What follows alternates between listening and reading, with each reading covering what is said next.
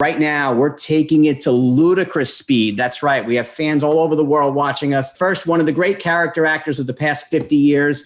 He had a key role as Colonel Sanders in Dark Helmet's number 2 in the movie Spaceballs. Say hello to George Wyner. Hi, everybody. George, welcome. Thank you. I didn't know I was Dark Helmet's number 2. I thought it was his number 1. Well, he was your number 1. I guess you were the number 2 too. Yes, that's true. That's fair enough.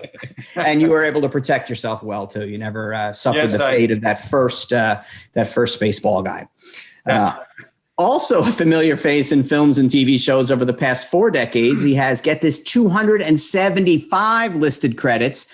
Memorable roles in Groundhog Day, Single White Female, and Memento, as well as recurring spots on the series like Californication, Glee, Heroes, and Deadwood. He's the captain of the guard. It's only one scene, but it's a fun gag and a memorable scene in Spaceballs. Here is the great Stephen Tobolowsky. Howdy, howdy. Stephen, welcome to Wizard World. Yeah, I didn't have a number. I was so far on the cast list, I had no number. I didn't have number 1 to me, Steve. Thank you, George. It's a fun role, and it's a fun scene, and it's one of those sight gags that I guess Mel Brooks is famous for those kind of shock out of nowhere. You turn around and you're not sure what's going to happen there, and maybe it's not a huge surprise if you're a Mel Brooks fan, but getting the stunt doubles involved, that's kind of fun too. Let's start with this film in 1987. I think it's the first good spoof of sci-fi films. I think there were others, but this is one that really kind of, maybe it took that Mel Brooks touch to kind of put it all together. What for you guys makes this film still fit 30 years later? What makes it fit? Well, I can tell you the result of I think obviously the fact that it's still, there's Star Wars still out there. Star Trek, of course, was so popular. I think those had a lot to do with Spaceballs' longevity. And one of the things that I'm sure Steve is very familiar with is when you have a situation like this where now those children are parents and they want their children to see it. So it's become something that is generational, which is wonderful. So I think, and it's Mel Brooks. I mean, it is very funny. You have wonderful people in this film. And so its longevity, I think, was a surprise to all of us, I think to Mel. But I think those are some of the reasons, and I'm sure Steve can add to that. Yeah, I agree with George. I think the generational thing is very big, and nobody does stupid like Mel Brooks. It is the kind of, somebody said you can't really play stupid because people do that poorly. But what happens in Mel Brooks films is people are smart about the wrong things. And that creates a huge level of stupidity, which is not tied to any trend or news event or any current thing that you could tie to when this film was made. It is timeless that way. Yeah, there's some great comments already coming in our chat rooms. Disposable Hero XX says, thank you so much to Stephen and George for this. Spaceballs is the funniest movie of all time and will always hold a special place in my heart. I think a lot of people think the same way. Jason Lex Thomas has an interesting question along the lines of how you guys just answered. He said that in Airplanes, some of the actors said they didn't really understand the humor, but were trusting the writers. Did either of you have reservations about whether you thought this was going to be funny? Oh, well, I think the first time I saw it, it was just Rick Moranis and I watching the screening of it. And it's not good to do it that way for the first time. Steve will tell you, an actor looks for all the flaws and all the things that he didn't do right, but he didn't make funny. So, I think I came out less confident than except it was Mel, and but I quickly realized how wrong I was. But I think the very first time, once I saw it at a screening with a lot of people there, I realized, oh, this is funny. Don't worry about what you saw that first time. And I knew Mel Brooks's humor for years and years and years, so I just expected it was going to work, but I didn't know in what context. I had no idea really what my part was. I had no idea how it was going to fit in, and it seemed like it was just something that maybe Mel thought about on the way to work one day. It definitely is like an appendix in the digestive system of Spaceballs. It's just this little thing, but it is so delightful. And people still come up to me and go like, "Where are those stunt doubles?" It is. I have to say, it's really one of my favorite lines in the movie. And Steve does, "You idiots, you've captured their stunt double." It's hilarious. It's ridiculous. How familiar were you both with Star Wars and with other sci-fi before you came? Because Bill Pullman has had interviews where he said he'd never watched Star Wars, but he still kind of got it. How much were you Trekkies? Did you know it? And then if so, depending on that, how did you play that in this? I was never really a fan of anything that's current. Like by the time Star Wars came out, I was like a fan of Creature of the Black Lagoon. So I kind of, my fandom goes back, 20 years before what's happening. I thought, Star Wars was amazing. And Star Wars itself is kind of a phony movie in that movie is based on like a Western and World War II movies. In fact, one of the early Prince Spielberg, George Lucas sent in Star Wars with cut-in footage from World War II newsreel films, planes coming in when he didn't have everything together. So I didn't know anything about that, yet I figured that Spaceballs would follow the large kind of mythic patterns of all those films. Yeah, and I think the success of Spaceballs, in large part, obviously, is the success of those films. People who love those films get all the jokes. And, there are people who walk in and have never seen it. They don't get a lot of the humor. So that's been really a big part of course, as we said earlier, the fact that we're still here with Spaceballs. And Mel has been himself has said that it was a surprise that it has lasted and will continue to last forever. As long as there's Star Wars, there'll be a Spaceballs. So a lot of fans asking a few things. One is they all want to know when Spaceballs 2 is coming out. They're searching for more money. That's joke number one. How many times have you been asked that, Steve? Let me count the days. Yes. I'm afraid the answer would be no, but I never want to silence anybody. If Mel calls, I'll be there in the morning. I know that. But I wouldn't look for it. But there was a time that it was definitely talked about, and unfortunately never quite happened. Well, Mer Vicious with 2 V's is one of the folks asking that, so thanks. And then a few different folks here: Amberly Smith, Matthew Bertoli, Sherry Clausen. Just want to know what it was like working with Mel Brooks. What were you've already shared a couple things about that, but what are kind of your memories of going on set with him?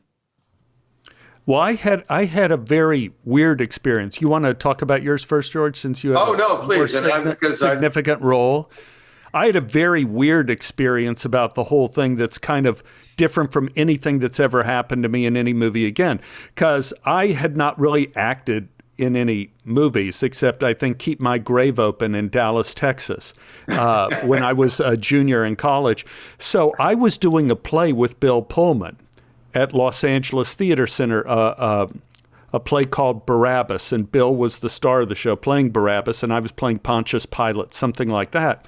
I had no idea Bill was in some movie coming up with Mel Brooks, but he invited Mel to come see the play. So Mel saw the play, and in the lobby afterwards, Bill and Mel came up to me and said, "Well, do you want to be in this movie that Bill's doing, Spaceballs?" And I'm looking at Mel Brooks, and I'm going like, "What?" Finally, my life has meaning. and I go, well, yes, sir. Yes, sir. He says, well, show up over in my office, and we're going to go through this part, and we'll work on it together. We'll see what happens. So I went over to Mel's office. He goes, okay, now you walk in the door, and you idiots. Now let me hear you say, you idiots. And I did that a few times. He goes, okay, you could be as big as you want. Make it even, we did this, and we went through the whole scene. He goes, fine. You got the part. Not a problem. And I'll pay you $1,000 a day. Is that good? And I go, you're kidding. And I thought like, oh my God, I've made it. And he says, well, come Monday and we'll shoot your scene and you get your $1,000. And I go, great. So I showed up Monday. I was absolutely terrified. And I sat there all day watching Bill and John and George acting, doing stuff. And I just sat there and did nothing. And I was brokenhearted. And I thought maybe I had been cut out of the movie. And the assistant director said, well, I guess you have to come tomorrow. And I went, oh, okay. Didn't work the next day. Didn't work Wednesday. Didn't work Thursday. Finally, at the end of Friday, I'm going like, am I going to work? I mean, Mel said I was going to make $1,000 for the day. And the AD said, no. You get paid $1,000 for every day you show up. And I go, what? You mean I've made $5,000 just to sit in this chair and wait for the moment to do the scene? And we walked in and we did the scene, I think like once or twice, and that was it. And I thought, this is the career for me. But more importantly, I was able to tell my mother and father that I met Mel Brooks, and they thought, this is as good as it gets. And they were right. It doesn't get better than working with Mel. Steve is right. And I will just tell you very briefly my intro to Mel. I had done a film that was done by Mel Brooks, The Company, and he had seen it. And he, next thing I know, he wanted to see me, which was, as Steve can tell you, remarkable in my mind. I couldn't believe it. And I walked in and he read back to me a line from the movie he had seen me in. And I went, oh, that's a good start. And anyway, he put me in a movie called To Be or Not to Be. And that was, so now I had a chance to work with him before I worked with him on Spaceballs. And he was, of course, in both movies. He's wonderful to work with because, as Steve is pointing out, you're sitting there because he's recreating. That's not working. And I've seen him shoot a scene as written most of the day and throw it out because he's going to get it done the way he needs it done. And you're going to go with it because he's always going to be right. He's wonderful to work with, though. He really is. He knows what he wants, which is great out of a director. And at the same time, he makes it fun. We would screw up lines all the time because we were laughing too much. And you go, hey, we're making a comedy. You laugh. It's what you're supposed to be doing. So, and he was, as Steve has said, it's Mel Brooks. That's the holy grail for anybody doing comedy. That was pretty special. And so to be a part of that is something that you hold on to forever. No, those are tremendous remembrances of what Mel has meant to the movie going public and people who love this kind of film. Let's leave Spaceballs out of it. For each of you, what's your favorite Mel Brooks film? Oh, that's it. Gosh. Yeah. Yeah. I mean, the first thing that would come to my mind, of course, I'd like to think about it, but certainly Blazing Saddles, I saw that many, many, many times. But I like the High Anxiety too, right? The Hitchcock one he did was, I love that. I saw that multiple times as well. I've seen so many of his films many times because you want to see the jokes again. The jokes are never ruined the second time you see them. It's amazing. Yeah, and it's interesting Steve said that because Blazing Saddles is my favorite movie that he's done. And I know that Mel would say, and he wouldn't be wrong because he says it for one thing, but he would say there are other movies that he may have been more proud of or more, thought, but he loved it too, of course. But Blazing Saddles is just remarkable and hilarious and meaningful in some ways too. That's been my favorite for very many years. And it's hard to go wrong with either one of those, right? Yes, that's right. So Patty Blackwell says Mel Brooks is a comedic genius. I agree with you, Patty Blackwell. Yes. Crafty right. Nate 68 has a long question here, but the basic premise of it is that he got to meet Steve, and he said at the Groundhog Day celebration in Santa Fe on February 2nd, 2002, and he worked with you on Wild Hogs, apparently, Crafty Nate. He said at the end, though, he says, you guys play off each other really well. What's next with you guys? Do you have anything kind of in the works? Well, there are things in the works. The industry has been, as we're all aware, shut down for a while, of course, with COVID, and it's slowly inching its way back in now. So there are some things out there that are working, and so we're just glad to see that happening. I mean, there's some things that are out there, but you can't talk about them because then people say, "Hey, did you ever get that job?" Well, maybe, I'm not sure yet. Well, wasn't it 2 months ago you auditioned? Well, it's slow back there. They'll get to me. Anyway, so there are some things. It's slowly coming back. Thank goodness for all of us. I've been doing, again, it's like working on a James Bond film now. They brought me back to do some more of the Goldbergs.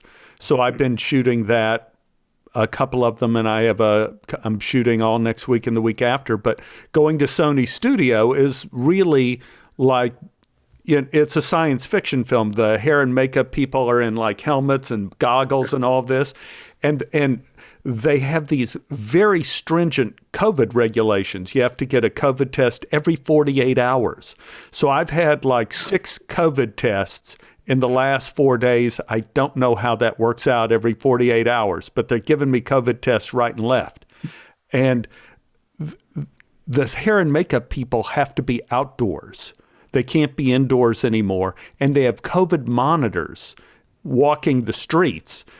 And you get into this situation where, like yesterday, the hair and makeup people say, "Will you take off your mask so I could do your makeup and hair?" You take off the mask, and the COVID monitor comes up and says, "Oh, will you put that mask back on?" So you put the mask back on, and the makeup people turn around and go, "I asked you to take off the mask." Yeah, but okay. You talk to the COVID monitor here, and you guys decide what's more important, Goldbergs or pandemic, Goldbergs or pandemic. And, so they're still working it out, but it's difficult. You just put a dark helmet on, you'll be fine. Yes, so there you go. And it's not quite as difficult for Steve and I because we don't really need hair. So it's really just makeup. So it cuts the thing in half. It's a little easier for us. Speaking of the dark helmet, George, you had, I think, the most interaction with Rick Moranis in the entire film, maybe even more than Mel did. What's working with Rick like, and how did that relationship work over the time that you were filming? I'm in love with Rick. I always have been. His work he's remarkably funny, and he's a very special guy and very, very smart, and very smart about the work. Rick, we would talk sometimes about certain scenes Mel was doing, and he would have ideas. And Rick would have made a remarkable director, I have no doubt. And I talked to him about it, but he never did it. And he sat in the sidelines for a while by choice, and he's come back a little bit. But he's a very special guy, and working with him is hilarious. I mean, it's just what you're seeing in the film. You can imagine being around somebody that funny all day long, and when you're not shooting, he's just as funny and just as thoughtful. So he's a very special guy. Stephen, I know you didn't have a ton of interaction with him on this film, but maybe in those 5 days that you were waiting around, you were watching him work a little bit. Not really. I was eating snacks and wondering when it's free. When they would fit me for my plastic vest. I was just wondering what was going to happen. It was my first real film experience. So I was always amazed when I'd see Rick go by or John Candy go by, these icons from SCTV. So I felt I was in Wonderland.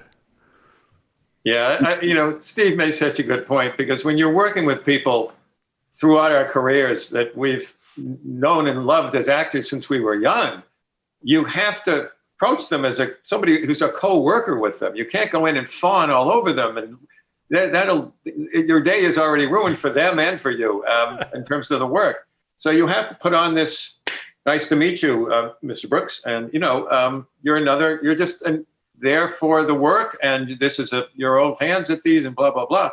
But the reality is, you go home and start crying because you just worked with Mel Brooks. You hold it in all day, so it's pretty wonderful. So Crafty Nate 68 had another great comment. He says, one thing about this movie, the casting was perfect. You guys just blew us all away. Speaking for my generation, we love this film and always will. I think Crafty Nate speaks for a lot of folks. Want to remind everyone, if you're watching on Twitch, Facebook, YouTube, go ahead and put in your questions. We'll get to as many of them as we can in the next 20 minutes or so. Also, go to wizardworldvirtual.com. You can get those live video chats, virtual photo ops that these guys are doing next week, as well as autographs, recorded video messages that are great for the holidays. So now's the time to go on to wizardworldvirtual.com to pick up all of those. Want to switch subjects a little bit here. We had a few questions on this. Want to talk about some of your other roles. We mentioned at the top. I mean, together you guys have almost 500 TV and film roles. What are some of the memorable ones for you, and who are some of the memorable people that you worked with on those sets? Oh, it's an open question. Well, I think, certainly a couple things stand out for me. One is Groundhog Day, because again, it's like George is saying, like, here's Bill Murray and Harold Ramis, who were part of my iconography as I'm a young actor watching them on Saturday Night Live and in Ghostbusters and things like that. And now here I am on the set with them. And it was just unusual to be able to have that experience with those guys. That's obviously like number one. And number two would probably be Memento with Chris Nolan directing. And it was a very unusual experience where I read this script, and George, like a feature script is what, like 120 pages, Yes. Something like that? Yes. Like that's a first draft, 120 pages, and the producer tries to cut it down to 90. Memento was something like, don't have the number in my head, but like, 350 pages. I mean, it was like this. It was like the Old Testament or something. And I'm thinking, like, this has to be terrible. And I start reading this script, and I'm going, oh, damn it. Oh, God. And my wife said, what, terrible? And I said, no. It could be the best script I've ever read, but I know they can't sustain it. They're going to ruin it at the end. I got to the end of the script and threw it across the room, and my wife said, terrible. And I go, best script I ever read. And I had to go in and see Chris Nolan. And he said, well, you don't have a lot of Sammy Jenkins to audition with. I said, well, I'm not going to audition for you. I'm going to tell you this. You're going to have a lot of people in this town that want to be in this movie. But I am the only person you're going to see for the role of Sammy Jenkins that has actually had amnesia in their life. And that's what I bring to the table. And then I ended up getting that. So that was amazing. It's a really good question. And it's something that at a certain point in time, you start thinking back and with great fond memories, because as I said earlier, you're working back in the early days, in the 70s and so on, with people that as a young person, you just idolized. And so working with those people, working with the Carol O'Connors, working with the Jim Garners and the Jack Klugmans and people like that, that was just remarkable to me as a young actor to be able to do that. And Hill Street Blues was still for me, to be able to be a part of Hill Street was pretty special. Just a remarkable television show that I think changed the way hour-long shows were done from that point on. And then very briefly, if I may, working with the Coen Brothers is also one of those things that actors really appreciate when it happens. And that was very special for me. I think in terms of films, beyond that, working the other one with Mel, of course, but there was one that, of course, I can't remember now, but I'm going to look at my script and see if I can come up with the name, because this is terrible that I can't remember the name of the other movie that I love so much. But it was terrific. I can promise you it was a wonderful movie. Take my words for it. But it's just been a joyride all of this time to work with these people. And you're always a fan. You're always a fan of the people. And you get to be a part of that is pretty special. And I think what that brings up too is, you guys are that guy character actor. Yeah. But not that you've been in 45 things. You've been in 200 and 275. Like, what's it like being that character actor? And how do you get so many of those? And they're diverse roles. George, you're a bad guy sometimes. You're the jolly guy sometimes.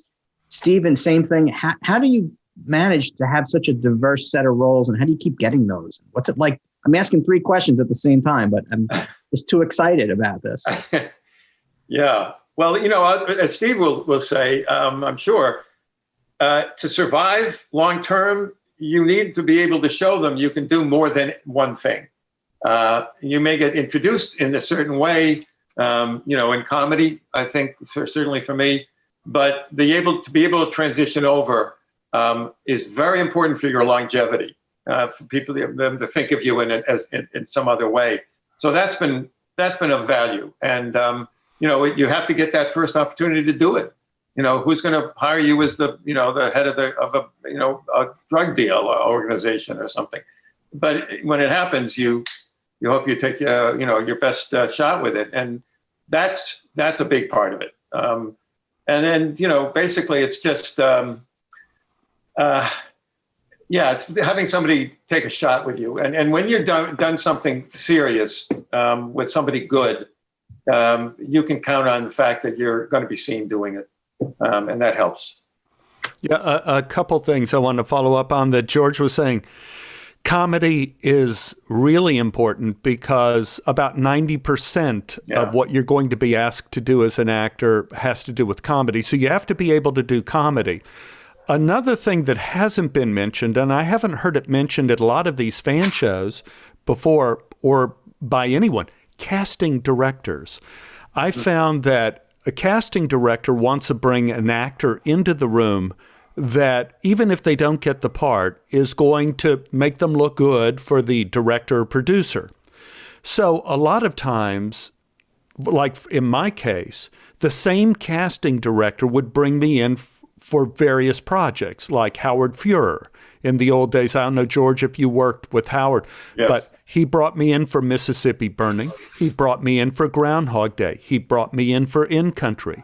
So if there is a casting director that begins to trust you as an actor, you will get a lot of opportunities. And of course, as George says, if you do well in a film that people see and is well thought of, people will call on you again. Yeah. Well, that makes a lot of sense. Well, they've been calling on you guys for decades, so we're all the better for that. Janice Parker had a question that you basically answered already about lines in the movie, so thank you, Janice. Wayne Hunter and Jonathan David Moran wanted to know if you guys have both worn the dark helmet. Did you get to try the dark helmet on, George? I didn't dare try it. You go around. That was a sacred helmet. I wouldn't go near it. No, unfortunately, I must say I never did. Not that I can remember. Try the helmet on. No. I never touch anything that's on any movie set. Somebody brought me a hat, a big sombrero, and they said that they stole it from the costume department over at, I think, Paramount or someplace. Mm-hmm. And they said, well, here, you take this hat. I looked at the hat, and inside the hat is stitched Brando. Yeah. I think it was the hat or one of the hats Brando wore in Viva Zapata. And I'm thinking like, oh my goodness. Am I a part of a felony here? They gave it to you. No, it's you're receiving stolen property. That's right. That's a misdemeanor at best. Yeah, Todd Tremper wanted to know if you have anything from the set. So if you never touch anything, then you don't. George, do you have anything from the set? Only memories. I don't. No, I didn't come home with anything from the set that I have up on a shelf somewhere. No, I didn't. When I started doing shows, I tried to bring one thing home, one little small, little thing that no one would notice. And then after a few, my wife starts saying, we have to throw some of this stuff out, man. You need a new house for all the things we don't have any room for found objects. They have to go. So I don't do that at all anymore. Lloyd Bruegel was asking before about different roles and different people that you met. So thank you, Lloyd. Lloyd also, George thinks maybe Fletch is the movie you were thinking of. Thank you. Yes, it is.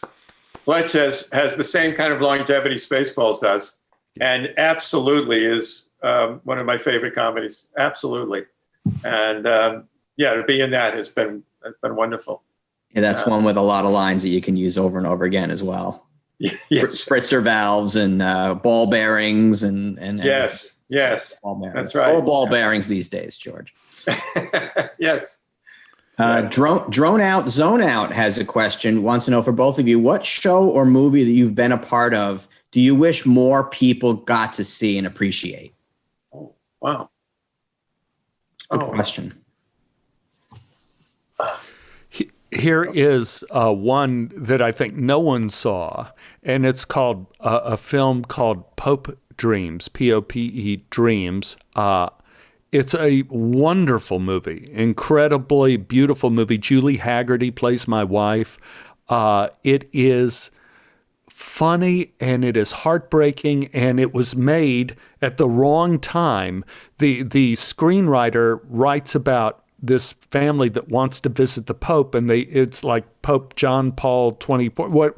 And it was right before Pope Benedict came in. So in between when we shot the film and when the film would have been released, they had the wrong Pope.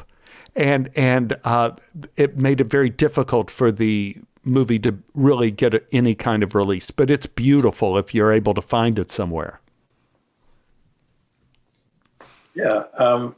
It's interesting that question because there's some that, were well known, but didn't necessarily do well at the box office. I think the Coen Brothers film, forgive me, even though it was nominated for an Oscar, it was not a big box office hit. Pardon me. You can probably tell what I'm doing. I don't have to tell you what I'm doing. I was going to say I'm clearing my throat. I think that's clear. All I can say is I'm glad we're not on camera and they're shooting because it's no one get somebody in here for Wyner. He's clearing his throat again. No, I think Serious Man was a very special movie, and it was recognized in the industry, but not so much out there in public, which I think the Coen Brothers is somewhat used to. There I go again. But that would be my first choice for. I wish more people had seen it. Some shows that you were part of, George, many people saw, especially in the 70s. Three of my favorites are Emergency, Hawaii Five-0, Rockford Files. You were in a bunch of Rockfords. You mentioned James Garner briefly before. Yeah. What was working with James Garner like? Well, again, you have to hold it back when you go on in the set the first time. I was like James Garner. And, he was a wonderful guy. I mean, he really was. And I remember my wife, I came on the set one day because I wanted her to meet him. And she was pregnant with our firstborn, and Jim was going, somebody get a chair. He cared about people, and it was real. And people were part of his life for a very long time in the industry. So Jim and I we did a series together, and then he did a film that I was in. So we had a lot of interaction, and I'll just never forget. He's right at the top of the list of all-time heroes as a child that actually, I won't say became my friend. I think that would be overdoing it because Jim had a world of friends. But someone that treated me very specially in my world, and just a wonderful guy. Well, that was his show, and he kept bringing you back. So there's something to be said for that. Yeah, that was very nice, of course. And Stephen, you mentioned this also briefly on Groundhog Day. Did you think that the movie and even that scene is so beloved? Yeah. Did you expect that when that film was made, that it would be something that people come back to, not just on February 2nd? No, and I didn't know it would be the new Wizard of Oz, the film that's going to be repeated all the time on February 2nd now. When when we started shooting, and Bill and I started shooting the street scene, and there were about 9 of those street scenes originally, and cut down to about 4, we started shooting that first day of the movie. At the end of that first week, there was a big scene in which Bill finds that he is without consequence. He understands the time thing. And in that scene, Bill saws his room in half and realizes he'll come back to normal. He spray paints the end. He cuts his hair off into a mohawk, all of this crazy stuff. It was a 2-day scene. First week of shooting, so studio is looking over Harold Ramis's shoulder to see what are you doing. And Harold Ramis, at the end of that first week, threw the scene out. Like Mel Brooks, threw the scene out and instead replaced it with Bill in bed at night, writing notes in a pad, looks at his pencil, breaks it in 2, puts one half of the pencil on the bedside table, one half on top of the clock radio. And in the morning, when we hear Sonny and Cher again, the pencil is whole. And when I saw that with the full audience, the audience gasped. And that, to me, was the turning point. At the end of that, when Harold Ramis made that shift, he and Danny Rubin, the screenwriter, began rewriting all of Groundhog Day and completely changed Act 3 and added all that stuff at the end of Act 3 of Bill helping the lady with the tire and trying to save the bum from dying. All of that stuff that makes it such a spectacular movie. And that's when everybody kind of felt like we were doing something that was going to be remarkable. It's like show me instead of tell me is kind of how they made that work. How many times did you have to shoot that scene? Well, the odd thing, big scene with him. Yeah, the odd thing is, as I said, we had about 9 of those scenes that were all slightly different, shot with different techniques, but Harold Ramis hadn't decided what the day of the movie was going to be, because the day has to be the same. It's a character in the day is repeated. Meteorologically, it had to be the same. So Bill and I would go back out in the street. We had no schedule. We were on will notifies. So whenever the weather changed, and we were shooting outside of Chicago, so that happened a lot. If it began to rain, Steve and Bill, come on down to do the street scene in the rain. Snow, sleet, whatever. In the end, Harold Ramis picked the gloomy day to be the day that's repeated. And when snow begins to fall at the end of the movie with the kids and everything is when time starts again. Jennifer Sakara Lasco wants to know how, when you see Spaceballs pop up and you see memes and you see GIFs and you see this kind of newfangled way, you guys are really part of pop culture. How does it feel to be part of pop culture and part of something that has a complete new life in this new world that we're in? Well, for me, it feels great. You're generously, and thank you, quoting our number of jobs and so on. But it's interesting because when we get to sit with you and other fans out there, which is so wonderful, I wouldn't be here if it weren't for Spaceballs. Forget the other hundreds of shows. And Fletch, of course, was popular, but when I'm now asked to do and have been asked to do autograph shows and things like this, it's Spaceballs. So I'm very fortunate that Mike Stahl work, Spaceballs, which of course I personally love as well, was one of them. Otherwise, I'd be watching a ball game right now. Yeah, and Spaceballs was my first real movie, besides, as I said, Keep My Grave Open, which was not in the same category. And once you make an A film like Spaceballs, other people consider you for that category of film. So it was really a big start for me as well. Natalie Zabel-Arroyan had a similar question, but she also says, hi from Australia. My brother and I grew up on this movie. We probably watched it 1,500 times. That's awesome. How does it feel? She asked how to feel, just the same question that you just answered. So thank you. Amberly Smith also asked something about, have you been starstruck? And you really answered that by saying yes, never stops. And it never stops, which is really great. So we're almost out of time. I want to remind people that you can go on to Wizard World Virtual to get those autographs and recorded videos that these guys will do separately, but also the live video chats, which will take place on the 12th. same time as we are here, 4 o'clock, 1 o'clock Pacific time. And the virtual photo ops that we've added, those are really fun. They make a great holiday gift. So this is a good time for that at Wizard World Virtual. Before we head out, just for each of you guys, just kind of give you a chance to either say, goodbye. You already talked a little bit about projects you're working on, but just something that you want to kind of share with the fans as we close up the session. Well, I wouldn't want to say goodbye. I'd like to say how much fun it was doing this and love to continue to do it, as I'm sure Steve would. It really is, it's wonderful to be able to reach out to people that want to talk to you about a particular film, like, of course, Spaceballs. So it's really a joy because it brings back so many good memories. So I look forward to, more of this, of course, and it's great to be able to be with Steve on top of that. So, as far as things coming up, I did this, Jane Fonda has a series on that is coming on that I did a guest on. So there's that, but work is work. It's out there now and slightly, and we'll be back to work and hopefully back to seeing and meeting a lot of you as well. Thank you for tuning in today. And one of my favorite roles I ever did on TV was with George as we played tennis pros. Yes. In that Friends with Benefits show or whatever. They brought us in to play a doubles team, old guys double that were good. So that was a lot of fun doing that with George. One thing in terms of your pandemic question before and in terms of future projects is that a lot of things are turning to voiceover.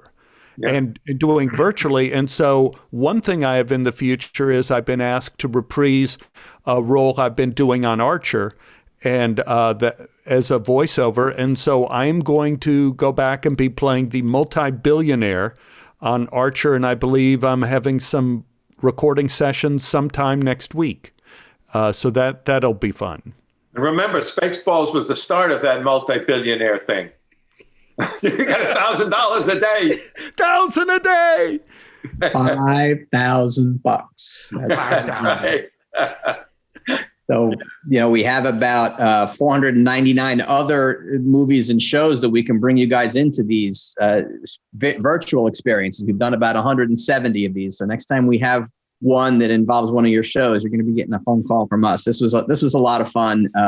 For the viewers, obviously, watching, a lot of great activity in the chat rooms. We thank everyone. Mervicious saying, we are lucky to have you both in Spaceballs. Mervicious is right. Jennifer Socorro-Lasco, again, thank you for your questions. Patty Blackwell, another one, is the same thing, just saying it is to your credit that you have played so many diverse roles. So thank you. Everyone who watched today. Reminder that tomorrow we have a doubleheader, Hallmark Christmas movies. We have 10 stars of the Christmas movies. We're going to have a lot of fun with that. Tomorrow at 1 o'clock Eastern, tomorrow at 4 Eastern. It's the original Teenage Mutant Ninja Turtle voice actors, which will be a great time. And then the rewatch parties of all of these will be during the week, Wednesday, Whiz Quiz on Thursday, and the great Eddie Furlong from Terminator 2 next Saturday. For everyone enjoying today, we appreciate you being with us. For Stephen Tobolowski and George Wyner, I'm Jerry Milani. Thanks so much for joining us today on Wizard World Virtual Experiences. We'll see you again very soon. Thanks, everyone. Bye-bye. This is John Glover, and you are watching Fandom Spotlight. Be sure to like, share, and subscribe. Lionel Luther recommends it. Have some fun. Follow your fandom.